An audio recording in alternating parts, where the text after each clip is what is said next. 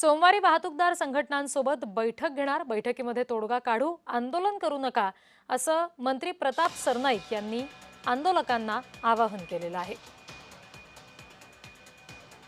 शासन सकारात्मक आहे. अजूनही मी आपल्या माध्यमातून वाहतूकदारांना सांगू इच्छितो की ई चलनाच्या माध्यमातून महसूल वाढवणं हे शासनाचा उद्देश नाही आहे. फक्त शिस्त लागावी ह्याच शासनाचा उद्देश असल्या कारणानं ई चलनाचा निर्णय 2019 साली घेतला गेला आहे आणि त्यावरही काही उपाययोजना करण्याची भूमिका शासनाची आजही आहे. तर बैठकीमध्ये आपण तोडगा काढू, आंदोलन करू नका, असं आवाहन मंत्री प्रताप सरनाईक यांनी आंदोलकांना केलेलं आहे. सोमवारी वाहतूकदार संघटनांसोबत बैठक घेणार असल्याचं सुद्धा त्यांनी म्हटलेलं आहे. त्यामुळे बैठक आपण घेऊया, त्याच्यामध्ये तोडगा काढण्याचा प्रयत्न करू, योग्य ती चर्चा करूया, मात्र आंदोलन करू नका, असं आवाहन मंत्री प्रताप सरनाईक यांच्याकडून करण्यात आलेलं आहे.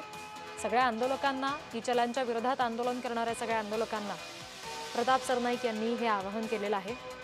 आणि सोमवारी या संदर्भातली बैठक आपण घेऊ असं त्यांनी म्हटलेलं आहे. या बैठकीमध्ये तोडगा काढू असं सुद्धा सरनाईक म्हणालेले आहेत.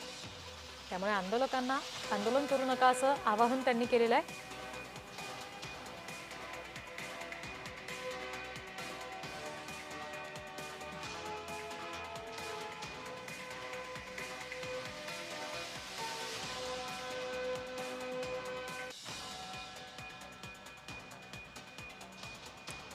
वाहतूकदारांचा संप स्थगित झालेला आहे.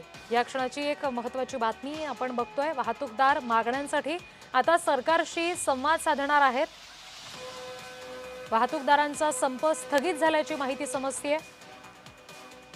ठिकठिकाणी आंदोलन केलेली सुद्धा दृश्य आपण बघितली. मात्र आता प्रताप सरनाईक यांनी आवाहन केल्यानंतर आता सरकारशी संवाद साधायला